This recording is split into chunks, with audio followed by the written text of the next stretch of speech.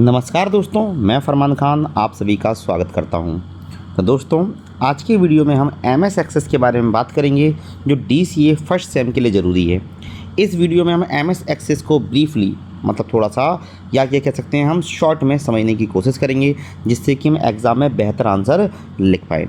तो चलिए यहाँ एक एक करके हम सारे के सारे कंसेप्ट को मैं आपको इस वीडियो में समझाने वाला हूँ। अगर आपको कोई भी डाउट आए तो आप मुझे कमेंट में पूछ सकते हैं, जिसका आंसर मैं आपको जल्द से जल्द देने की कोशिश करूँगा। हाँ, कोई भी डाउट हो कमेंट ज़रूर करिए। इस वीडियो को अपने दोस्तों के साथ में शेयर ज़रूर करें, जिससे वह भी इसका फ़ायदा उठा सकें। तो देखिए, अगर हम बात करते हैं एमएस एक्सेस की, तो सबसे पहला सवाल जो एमएस एक्सेस में आपको जानना चाहिए और वो है ये। देखिए, तो पहली चीज़ जो आप जानेंगे वो क्या है कि डेटाबेस क्या है। What is a database? What is a database? तो यहाँ हम क्या समझने वाले हैं कि डेटाबेस है क्या। तो सबसे पहले हम समझेंगे कि डेटाबेस को हम किस तरह से समझने वाले हैं। ध्यान दीजिए यहाँ पर कि डेटाबेस है क्या। चलिए, तो डेटाबेस अगर हम समझना स्टार्ट करें तो सबसे पहले हम समझेंगे कि भाई जो डेटा शब्द है, डेटा शब्द कहाँ से आया? डेटम से आया। डेटम से आया। ध्यान रखिए, जो डेटा शब्द है वो कहाँ से आया? डेटम से आया। और यहाँ हमारा आशय होता है रिकॉर्ड से। यहाँ किससे आशय होता है? रिकॉर्ड। तो अगर मैं तुमसे कहूँ कि database is a collection of, database is a collection of inter related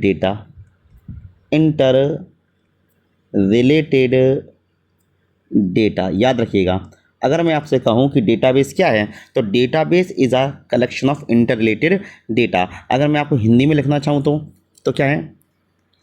ध्यान दीजिए, डेटाबेस अंतर संबंधित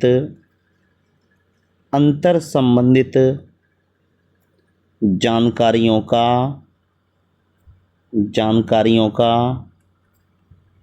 समूह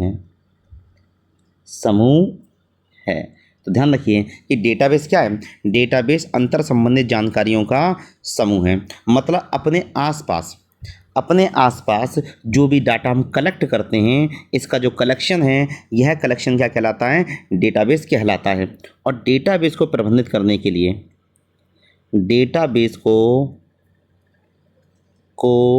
क्रिएट एंड मैनेज करने के लिए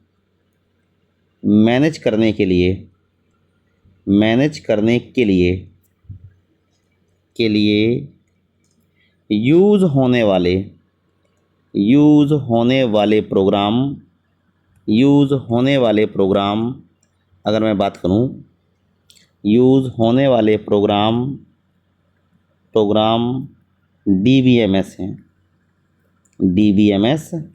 हैं। तो ध्यान दीजिए, तो मैंने क्या बताया कि डेटाबेस क्या है? Database is a collection of information. मतलब तुम्हारे घर के आसपास, मतलब यहाँ पर अगर हम बात करें, स्कूल का रिकॉर्ड, किराने की सामान, ये सब क्या कहलाते हैं? डेटाबेस कहलाते हैं। ठीक है, मतलब दिन भर में हमारी जो गतिविधियाँ होती हैं, वो सारी की सारी गतिविधियों से हम जो सूचना कलेक्ट कर रहे हैं, उसे क्या कहा जाता है? डेटाबेस कहा जाता है। क्लियर? अगर हम चाहें तो और क्या कह सकते हैं? Database is a collection of interrelated data. ठीक है, ये बात सही है। हम यहाँ पर क्या करेंगे? डेटाबेस है structured data. Database structured data है। ध्यान दीजिए, डेटाबेस क्या है? स्ट्रक्चर्ड डेटा है। मतलब यहाँ पर डेटा निश्चित फॉर्मेट में होता है। इतनी बात याद रखिए। क्लियर? और सामान्यतः ध्यान दीजिए, सामान्यतः डेटाबेस में डेटा रो एंड कॉलम के रूप में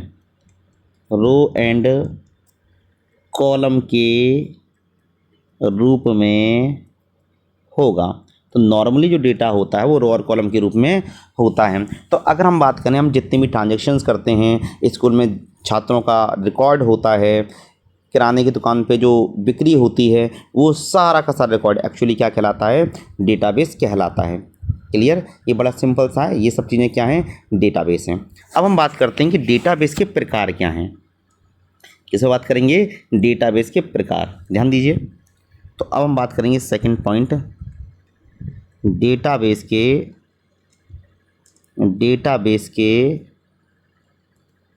ध्यान से सुनिए, डेटाबेस के प्रकार, टाइप ऑफ डेटाबेस। डेटाबेस के कई सारे प्रकार होते हैं, कौन कौन से हैं। तो सबसे पुराना जो प्रकार है वो है हमारा फ्लैट डेटाबेस। जो सबसे पुराना जो प्रकार है दैट इज़ फ्लैट डेटाबेस। ध्यान से देखिए, वो क्या कहलाता है, फ्लैट डेटाबेस कहलाता है। जैसे हम एक टेबल क्रिएट कर दें। दूसरा है होता है हियरार्किकल डेटाबेस, हियरार्किकल डेटाबेस। तीसरा हम बात करें ऑब्जेक्ट, तीसरा अगर हम बात करें तो पहले आएगा नेटवर्क डेटाबेस, नेटवर्क डेटाबेस। इसके अलावा हम देखें तो कौन सा आएगा, फिर आएगा object oriented database, object oriented database, object oriented database. पांचवा हम बात करें रिलेशनल डेटाबेस, और हमारे एग्ज़ाम में रिलेशनल डेटाबेस, ध्यान सुनिए, हमारे एग्ज़ाम में जो पेपर में सवाल बनता है वो बेसिकली यहीं से बनता है, कहाँ से, रिलेशनल डेटाबेस से। ज़्यादातर जो पूछा जाता है वो रिलेशनल डेटाबेस के बारे में बात की जाती है। ओके, ज़्यादा कुछ सवाल नहीं बनता, लेकिन रिलेशनल का सवाल बनेगा। ठीक है, समझ में आ रही कि नहीं आ रही। तो मैं थोड़ा थोड़ा सबके बारे में थोड़ा थोड़ा समझा दूंगा आपको, जिससे आप पेपर में लिख पाएँ। चलिए, तो पेपर में ज़्यादातर क्या आएगा, रिलेशनल के बारे में बात की जाएगी। ये इम्पोर्टेंट है, मैं लिख देता हूँ, ये क्या है, इम्पोर्टेंट है। ओके, चलिए, तो सबसे पहले हम बात करते हैं फ्लैट डेटाबेस। किस पे बात करेंगे, फ्लैट डेटाबेस। ध्यान से देखिए, अगर हम बात करें सबसे पहले तो कौन सा आएगा, फ्लैट डेटाबेस आएगा। ध्यान से देखिए, तो देखिए फ्लैट डेटाबेस। तो यहाँ फ्लैट डेटाबेस का मतलब क्या है, इसका अर्थ है एक साधारण और सिंपल टेबल। इसका मतलब क्या है, साधारण या एक सिंपल टेबल या लिस्ट इसका उदाहरण है, इसका उदाहरण है। अगर मैं एक सिंपल सी लिस्ट बना दूं तो इस लिस्ट को क्या कहा जाएगा, ध्यान रखिएगा, इस लिस्ट को ही क्या कहा जाएगा, फ्लैट बेड डेटाबेस। वहीं पर अगर मैं बात करूं दूसरा, तो दूसरा हमारा हियरार्किकल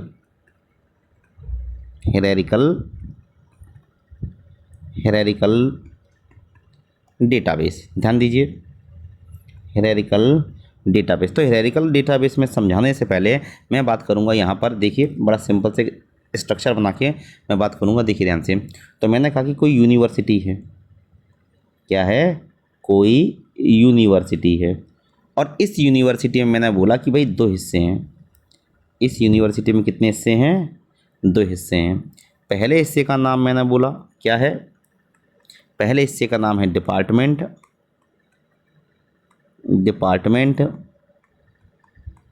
और दूसरे का हिस्सा का नाम है एडमिनिस्ट्रेशन। क्या नाम है, एडमिनिस्ट्रेशन।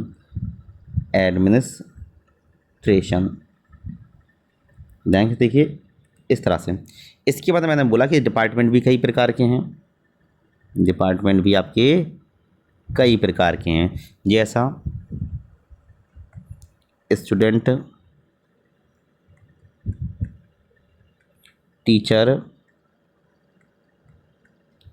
And resources.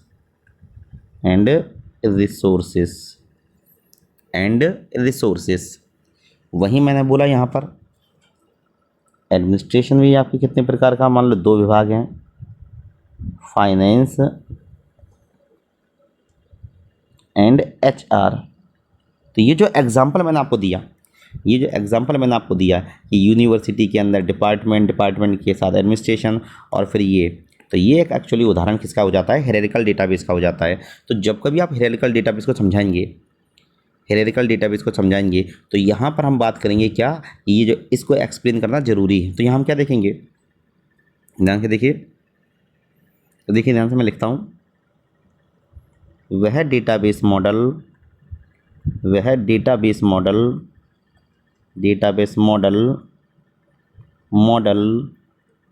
जिसमें डेटा को अनुक्रमिक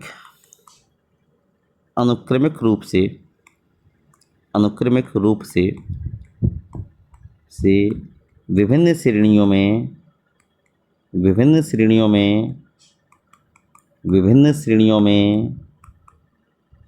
बांटते हुए ऑर्गेनाइज करें,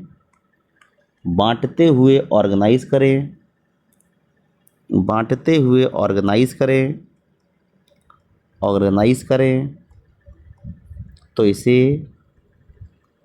इसे हम हायरार्किकल डेटाबेस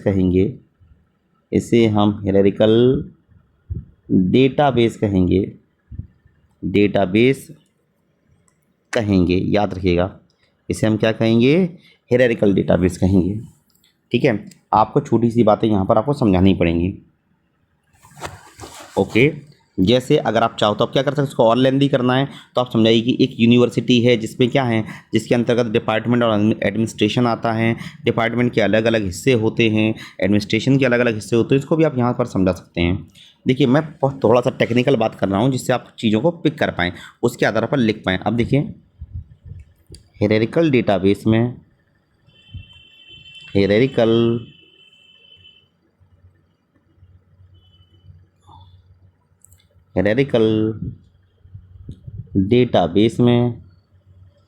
डेटाबेस में पेरेंट चाइल्ड रिलेशनशिप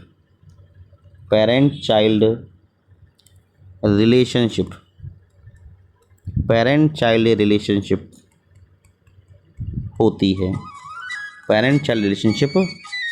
है। याद रखिएगा क्या होता है, पेरेंट चाइल्ड रिलेशनशिप होती है। ओके,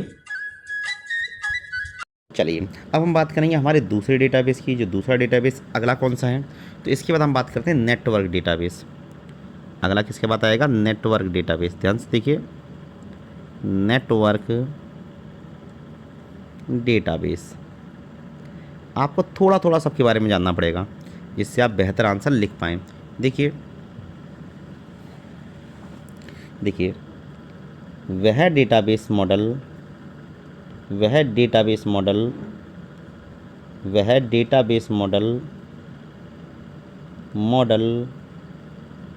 जिसमें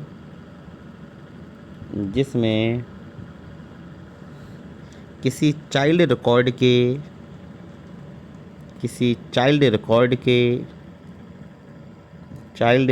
के मल्टीपल पेरेंट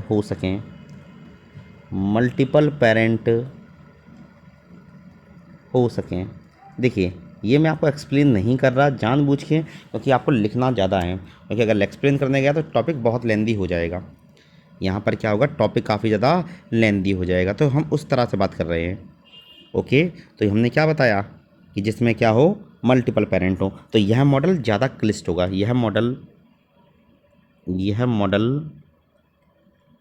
कॉम्प्लेक्स अधिक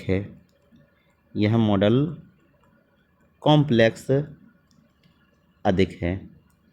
ध्यान रखिए, यह मॉडल कॉम्प्लेक्स अधिक है। ओके, चलिए तो यहाँ पर हम इस तरह के, अगर हम चाहें तो इसका भी उदाहरण दे सकते हैं। तो इसका उदाहरण किस तरह का बनेगा, जरा देखिए। मैंने आपसे कहा कि भाई एक यूनिवर्सिटी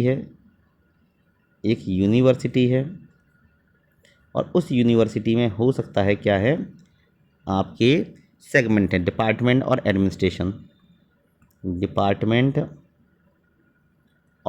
एडमिनिस्ट्रेशन। अब मैं शॉर्ट में समझा रहा हूँ तो थोड़ा ध्यान दीजिए। यहाँ पर मैंने डिपार्टमेंट के भी कितने हिस्से हैं, 3 हिस्से हैं, स्टूडेंट, टीचर एंड रिसोर्सेस अब ध्यान दीजिए, अगर मैं आपसे कहूँ ध्यान दीजिए यहाँ पर कि भाई कोई क्लब है, एक और है और वो है क्लब।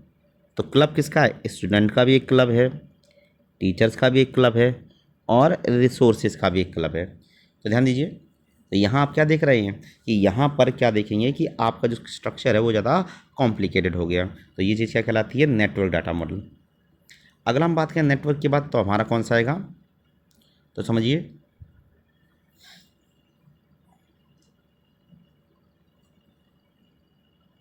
तो देखिए अगला आता है ऑब्जेक्ट ओरिएंटेड। अगला कौन सा आता है? Object oriented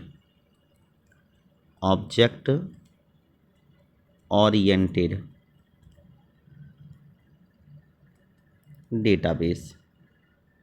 object oriented database. तो यहाँ क्या कहा गया? ध्यान दीजिए, वह डेटाबेस मॉडल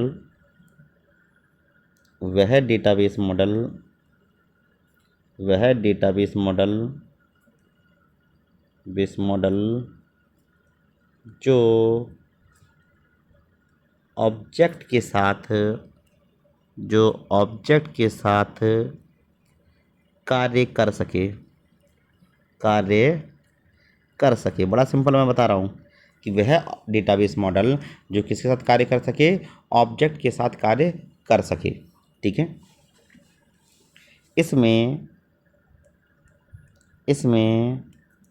डेटा ऑब्जेक्ट के साथ स्टोर किया जाता है,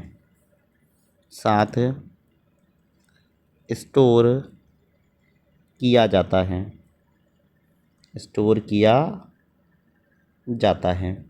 यहाँ पर डाटा स्टोर के साथ ऑब्जेक्ट किया जाता है।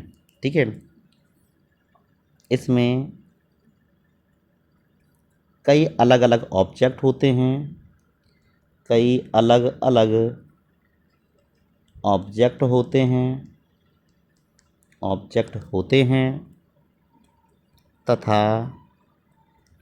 तथा ऑब्जेक्ट के मल्टीपल एट्रीब्यूट होंगी। तो यहाँ हम क्या देख रहे हैं कि डेटा को उनके ऑब्जेक्ट व एट्रीब्यूट के रूप में लिखते हैं। चलिए, और लास्ट और जो सबसे इम्पोर्टेंट है वो है हमारा रिलेशनल। ध्यान दीजिए, कौन सा आएगा? Relational database. ध्यान दीजिए, अगला है रिलेशनल। अच्छे से लिखते हैं इसे, relational database model. Relational database model. तो ध्यान दीजिए, वह database model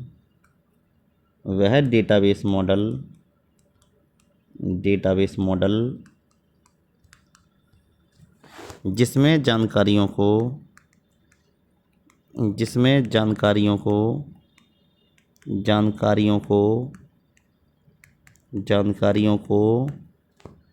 row and column के रूप में, रो और कॉलम के रूप में लिखा जा सके। क्या बोला? कि वह डेटाबेस मॉडल जिसमें जानकारियों को रो और कॉलम के रूप में लिखा जा सके, अर्थात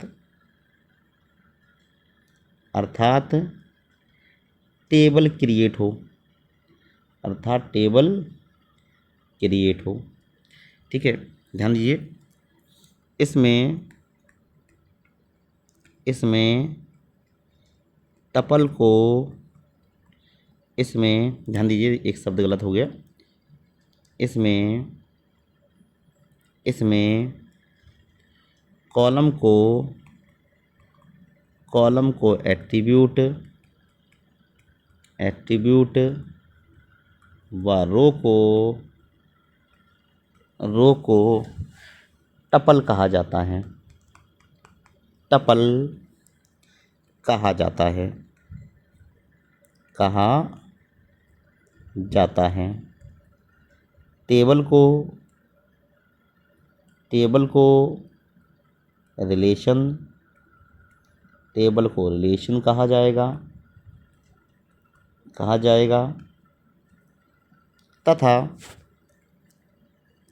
तथा टेबल्स के मध्य संबंध को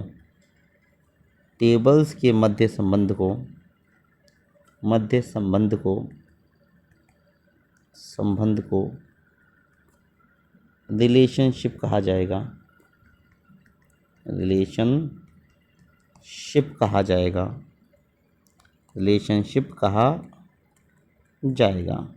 ध्यान दीजिए।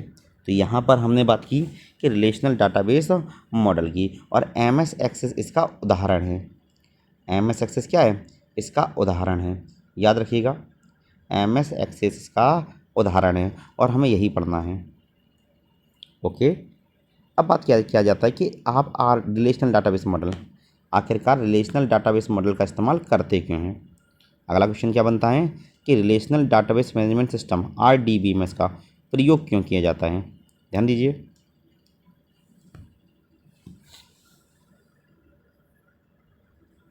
ठीक है, अगला अगर हम बात करें, यहाँ जो पॉइंट बनेगा, why to use RDBMS, why to use RDBMS। ऐसे डाटाबेस मैनेजमेंट सिस्टम जो रिलेशनल डाटाबेस मॉडल को मैनेज करते हैं वो RDBMS हैं। तो देखिए, नंबर 1, तो सबसे पहला फ़ायदा जो यहाँ होता है, डेटा टेबल के रूप में होगा, डेटा किसके रूप में होगा? टेबल के रूप में। ऐसे हम कहीं ना कहीं बेनिफिट मान सकते हैं। ठीक है, क्लियर है? और क्या लिख सकते हैं? डेटा को रो एंड कॉलम के रूप में ऑर्गेनाइज करा हुआ है, रो एंड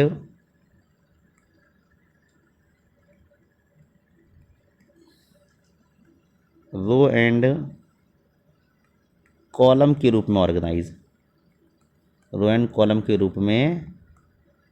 ऑर्गेनाइज किया। तीसरा पॉइंट अगर हम बात करें, क्या देखेंगे? प्राइमरी की सहायता से, अब क्या होगा अभी समझाते हैं। प्राइमरी की सहायता से डाटा को आसानी से पहचान सकते हैं,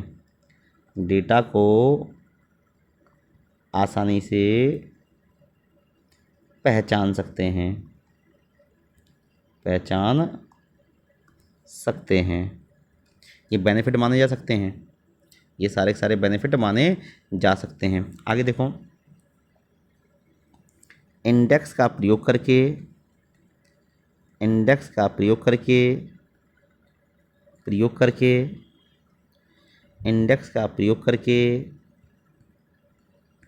डेटा को तेजी से एक्सेस कर सकते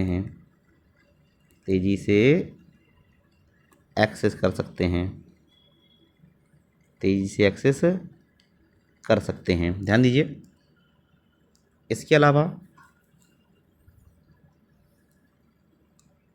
एक ही डेटाबेस के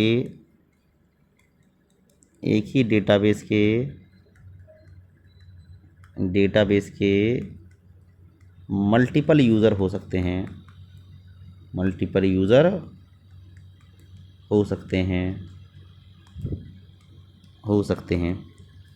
ठीक है, क्लियर है? तो ये सारे के सारे क्या हैं? हम इस वजह से किसका प्रयोग करते हैं? RDBMS का प्रयोग करते हैं। क्लियर? समझ में आया कि नहीं आया? और अगर हम बात करें ये सारी चीज़ें, ओके। इसके अलावा एक और सवाल आ जाता है, इधर देखिए, ये तो गुण के तौर पर यूज़ कर सकते हैं। अगर हम देखें यहाँ पर एक और सवाल बन जाता है जो यहाँ मैंने नहीं दिखाया, लेकिन मैं दिखाता हूँ। डिफरेंस बिटवीन, ध्यान दीजिए, difference between DBMS and RDBMS। तो यहाँ भी मैं शॉर्ट में लिख दूंगा और समझ लीजिएगा। देखिए मैं दोनों को समझाता हूँ। तो मैं पहली हेडिंग में आपको बनाता हूँ, ध्यान दीजिए। देखिए तो एक तरफ मैं आपको दिखाऊंगा आपका DBMS, DBMS, और दूसरी तरफ मैं आपको दिखाऊंगा RDBMS, RDBMS। और यहाँ पर मैं एक लाइन कह देता हूँ चीज़ों को एक्सप्लेन करने के लिए। देखिए इसी लाइन को मैं आगे फॉलो, चलिए इधर देखिए। अब मैं समझाना स्टार्ट करता हूँ, देखिए एक एक करके।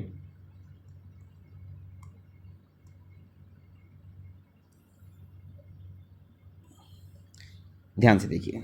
तो DBMS में अगर हम बात करें, इसमें क्या होगा, ध्यान दीजिए।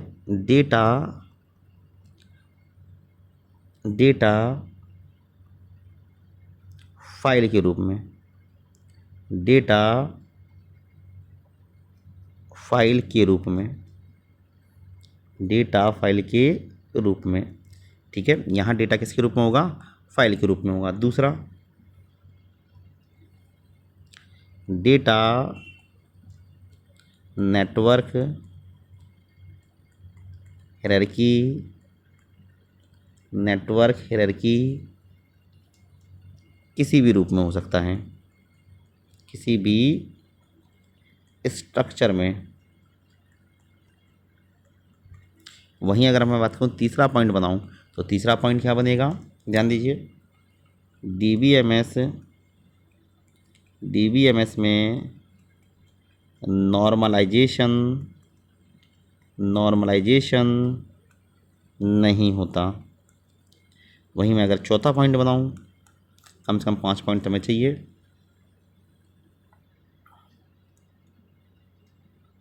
DBMS में डेटा में हेर फेर से सुरक्षा नहीं, हेर फेर से सुरक्षा, हेर फेर से सुरक्षा, हेर फेर से सुरक्षा, सुरक्षा नहीं, हेर फेर से सुरक्षा नहीं। वहीं पर अगर हम बात करें,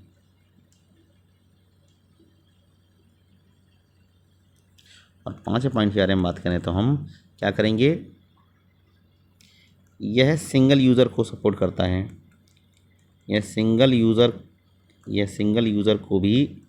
को सपोर्ट करे, सपोर्ट। अब वहीं अगर मैं कंपेयर करना स्टार्ट कर दूं, या फिर क्या बोल सकता हूँ, उसे एक और जो बोल सकता हूँ, छोटे संगठन में उपयोगी, छोटे संगठन में उपयोगी, संगठन में उपयोगी।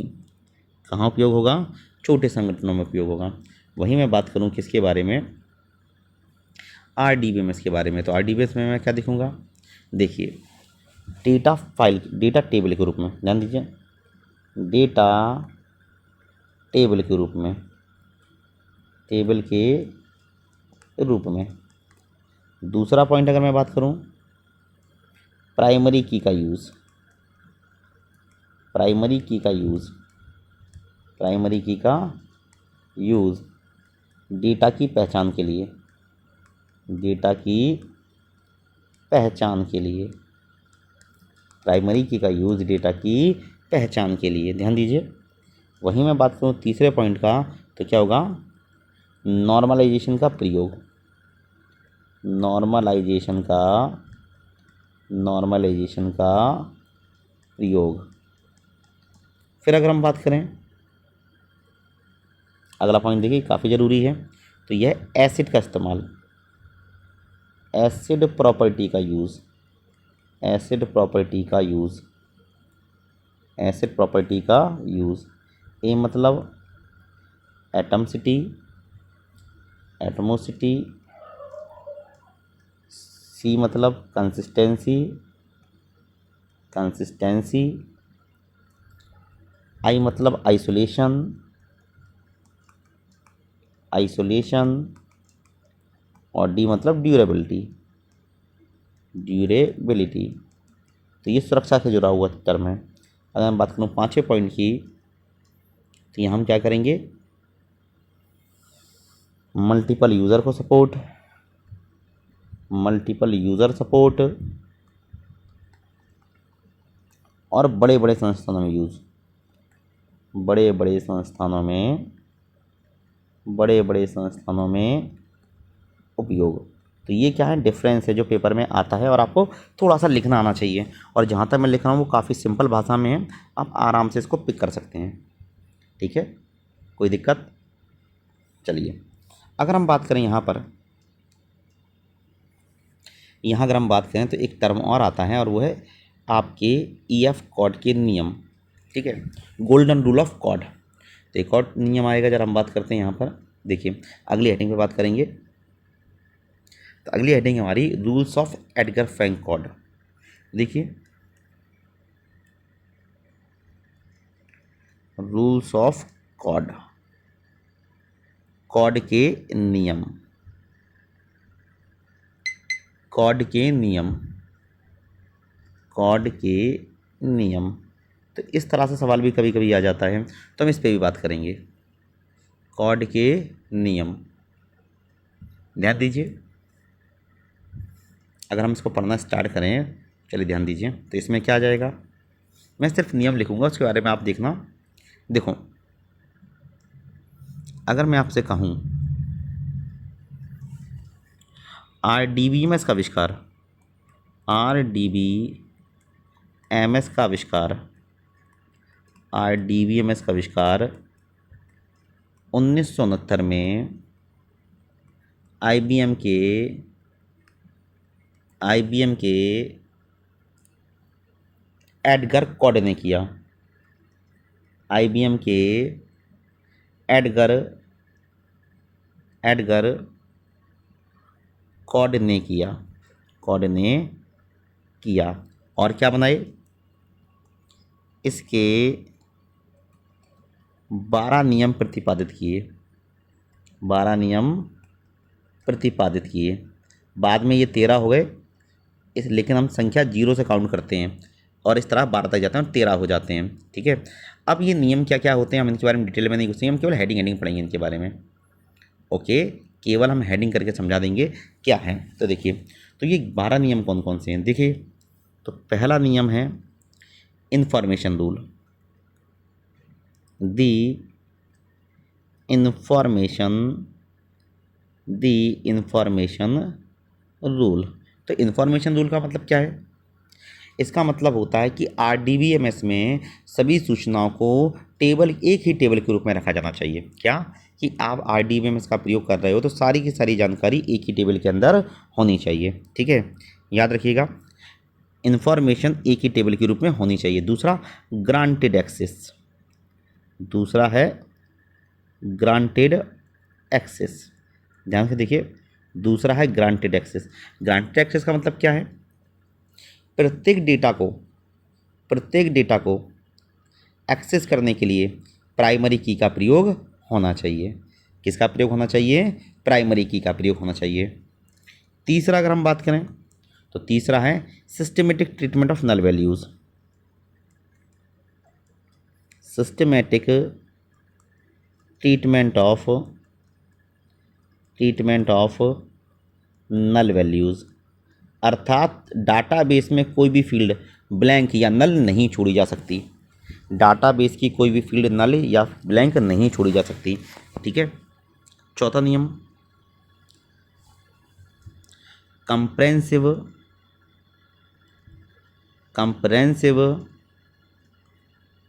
कंप्रेहेंसिव डाटा सब लैंग्वेज रूल, डेटा सब लैंग्वेज रूल। तो यह रूल क्या कहता है कि प्रत्येक डेटाबेस को कम से कम एक लैंग्वेज का सपोर्ट होना आवश्यक है। जैसे SQL, क्या SQL जैसी भाषाओं को ये सपोर्ट करे, डाटा को एक्सट्रैक्ट करने के लिए इनका प्रयोग किया जा सके। अगला dynamic online catalogue, based on relational model. आप ये सब RDBMS में लिख सकते हैं। अगर आप हेडिंग लिख के भी छोड़ देंगे तब भी काम बन जाएगा। अगला देखिए 6वां, view updating rule. View updating rule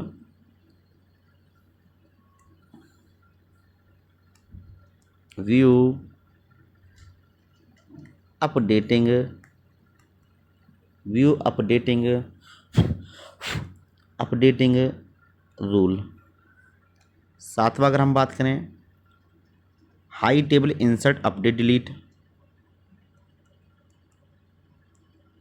high table insert update delete, ये नियम है। फिजिकल डेटा इंडिपेंडेंसी या डाटा इंडिपेंडेंसी,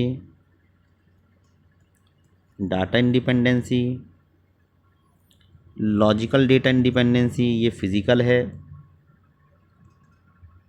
और दूसरा लॉजिकल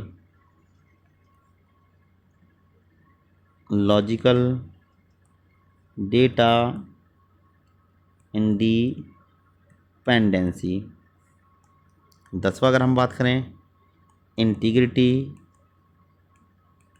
इंडिपेंडेंसी। 11 डिस्ट्रीब्यूशन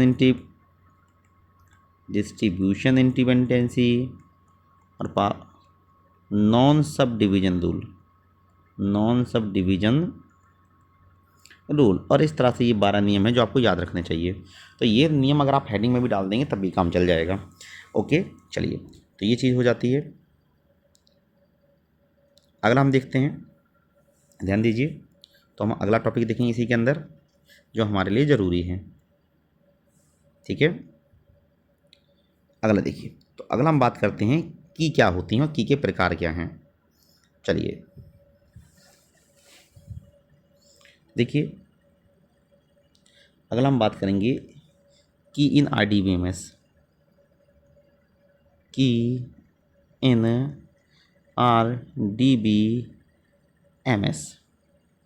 RDBMS में की क्या होती हैं। तो देखिए,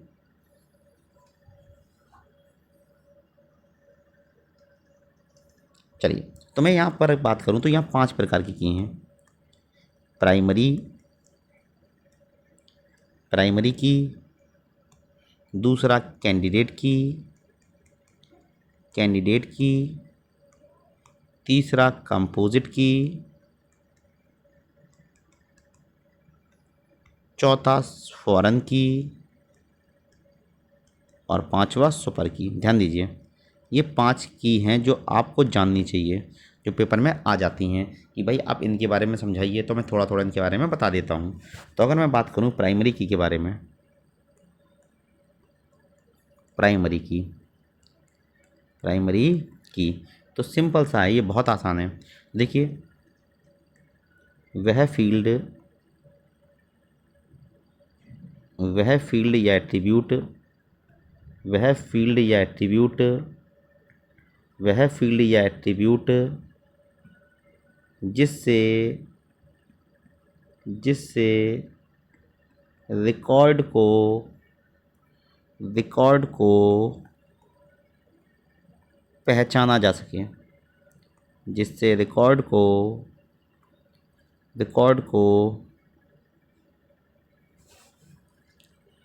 पहचाना जा सके। यह हमेशा नॉन एम्प्टी होगा, मतलब ये कभी खाली नहीं होगा, और ये हमेशा यूनिक होगी। याद रखिएगा, तो यह हमेशा यूनिक होती है और नॉन एम्प्टी होती है, मतलब नल नहीं होगी, यह कभी भी नल नहीं होगी। ठीक है, दूसरा अगर हम बात करें तो वह कैंडिडेट की।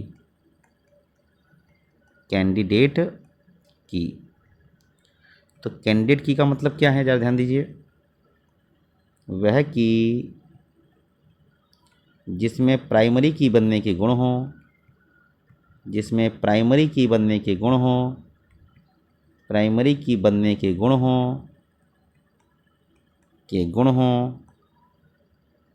गुण हो परंतु प्राइमरी की ना हो, प्राइमरी की ना हो, परंतु क्या नहीं हो, प्राइमरी की ना हो, तो उसे क्या कहा जाएगा, कैंडिडेट की कहा जाएगा। क्लियर। तीसरा अगर हम बात करें कंपोजिट की, कंपोजिट की, तो कंपोजिट की का अर्थ क्या हुआ, जरा देखिए कंपोजिट की का अर्थ क्या होगा। तो देखिए ध्यान से, यदि दो या अधिक, दो या अधिक फील्ड, दो या अधिक फील्ड का यूज़ डेटा या रिकॉर्ड को आइडेंटिफाई करने के लिए हो, डेटा या रिकॉर्ड को आइडेंटिफाई करने के लिए हो, आइडेंटिफाई करने के लिए हो, मतलब दो या अधिक फील्ड का इस्तेमाल करके क्या करें, डेटा की पहचान करें। तो इसका लिए हम किसका प्रयोग करेंगे, ठीक है। चलिए, तो हो जाती है कंपोजिट की। कंपोजिट की के बाद अगला हमारा जो की आता है वो है हमारा फॉरेन की, फॉरेन की, अगला आएगा फॉरेन की। तो फॉरेन की क्या है, वह फील्ड, वह फील्ड जो दो या अधिक टेबल को, दो या अधिक टेबल को कनेक्ट करे, कनेक्ट करे, अर्थात दोनों में कॉमन हो, अर्थात दोनों में कॉमन हो, तो उसे क्या कहा जाता है, फॉरेन की कहा जाता है। चलिए, उसे क्या कहा जाता है, फॉरेन की कहा जाता है। ओके, अब सुपर की को एक्सप्लेन करने की किसी खास आवश्यकता है नहीं है, नाम लिख के छोड़ दोगे तब भी काम हो जाएगा आपका, ठीक है। चलिए, अब इसके बारे में बात करते हैं। अब प्राइमरी की क्या है, मैंने आपको बता दिया। इससे हम क्या करते हैं, किसी भी रिकॉर्ड की पहचान करते हैं, तो अलग से डेफिनेशन आ जाएगी, आप बता देंगे। और अगला हम बात करेंगे किसके बारे में, एम एस एक्सेस। किसके बारे में बात करेंगे हम, एम एस एक्सेस के बारे में बात करेंगे। चलिए, तो एम एस एक्सेस में अगर हम बात करें तो एम एस एक्सेस की क्या है, ध्यान दीजिए। अब हम बात करेंगे एम एस एक्सेस के बारे में, तो ध्यान दीजिए यहाँ हम क्या देखेंगे। चलिए ध्यान दीजिए, एम एस एक्सेस, तो एम एस एक्सेस किसका उदाहरण है, एम एस ऑफिस का हिस्सा है, एम एस ऑफिस का हिस्सा है। और किसका उदाहरण है, R D B M S का उदाहरण है, R D B M S का उदाहरण है। किसका उदाहरण है, R D B M S का उदाहरण है, ध्यान दीजिए, R D B M S का उदाहरण है। इतना। इसके बाद हम बात करते हैं ऑब्जेक्ट। किसके बारे में बात करेंगे, object of M S access, object of M S access, M S access के विभिन्न ऑब्जेक्टों के बारे में बात करेंगे। तो कौन कौन से होते हैं, तो नंबर एक आता है टेबल, नंबर एक आएगा टेबल। तो देखो टेबल क्या बोला हमने यहाँ पर, तो क्या है, हमने समझाया कि R D B M S में टेबल क्या होता है, रो एंड कॉलम से मिलकर बना, रो एंड कॉलम से मिलकर बना। तो वह स्ट्रक्चर जो रो और कॉलम से मिलकर बना होगा वो क्या कहलाएगा, टेबल कहलाएगा। इसके लिए अंग्रेजी वर्ड है collection of record, collection of record, collection of record. बेहतर है लिख देंगे, काम बन जाएगा। दूसरा अगर हम बात करेंगे, ध्यान दीजिए, दूसरा अगर हम देखें तो टेबल के बाद अगला हमारा जो टर्म आएगा वो है हमारा क्वेरी। क्या आएगा, क्वेरी। तो क्वेरी क्या है, देखिए, वह रिक्वेस्ट, वह रिक्वेस्ट, वह रिक्वेस्ट जिसके माध्यम से, जिसके माध्यम से डेटाबेस से सूचनाओं को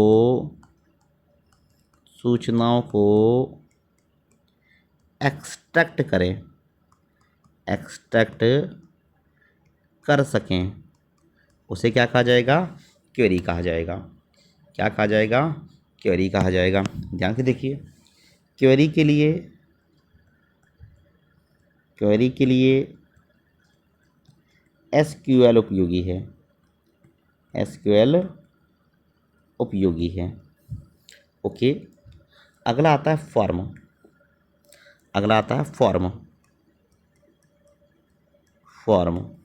देखिए, वह ऑब्जेक्ट जिसका प्रयोग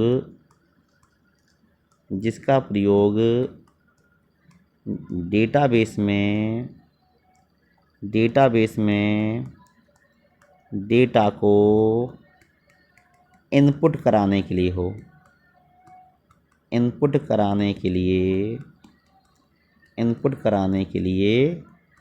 हो। तो वह ऑब्जेक्ट जिसका प्रयोग डेटाबेस में डेटा को इनपुट कराने के लिए हो, उसे हम क्या कहते हैं? ऑब फॉर्म। ऐसा भी बोल सकते हैं, डेटा को स्टोर करने वाला ऑब्जेक्ट।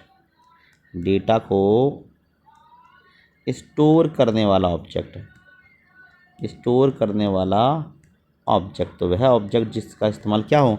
डेटा को स्टोर करने के लिए हो। ठीक है, अगला देखिए, अगला है रिपोर्ट। तो रिपोर्ट का क्या है, ये ध्यान से देखिए, वह ऑब्जेक्ट जिसका प्रयोग आउटपुट के लिए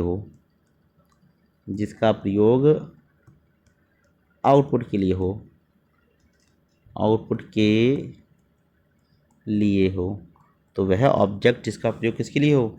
आउटपुट के लिए हो, उसे क्या कहा जाता है? रिपोर्ट कहा जाता है। ठीक है, क्लियर? ध्यान से देखिए, आउटपुट के लिए हो, क्वेरी का रिजल्ट आउटपुट होगा। क्वेरी का रिजल्ट रिपोर्ट के रूप में मिलेगा।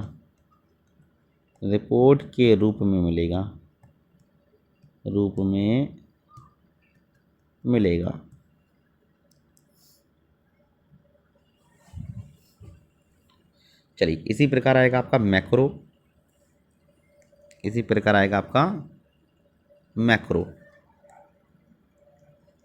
मैक्रो। ध्यान दीजिए, वह टूल जो कार्यों को ऑटोमेटिक कर दे,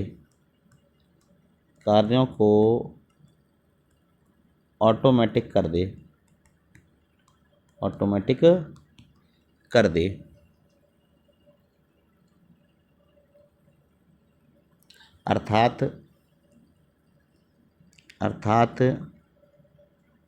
मल्टीपल ऑपरेशन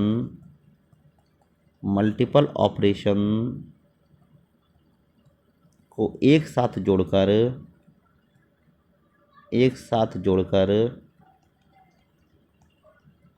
एग्जीक्यूट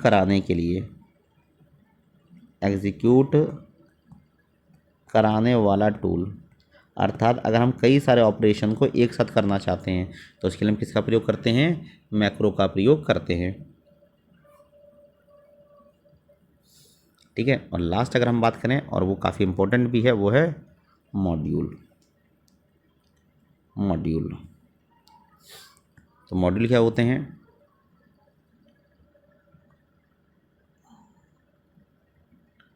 वह छोटे छोटे प्रोग्राम कोड जो यूज़र द्वारा डिफाइन या लिखे जाएं, तो उसे क्या कहा जाएगा? मॉड्यूल कहा जाएगा। ठीक है, इसमें फंक्शन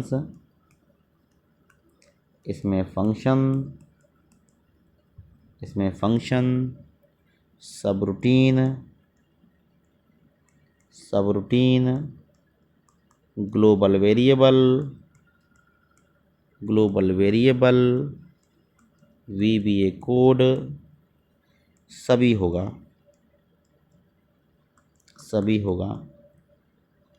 इसे कहीं से भी एक्सेस कर सकते हैं, इसे कहीं से भी एक्सेस कर सकते हैं। ठीक है, चलिए, तो ये पूरा का पूरा सेगमेंट पूरा हो जाता है आपका MS एक्सेस के बारे में। अगर आपको ये अच्छा लगे तो मुझे बताएं, जिससे कि मैं बाकी शाम तक पूरा का पूरा वीडियो डाल पाऊँ। ओके, चलिए मिलते हैं नेक्स्ट वीडियो में। तब तक से लाइक कीजिए, सब्सक्राइब कीजिए, चैनल को शेयर कीजिए।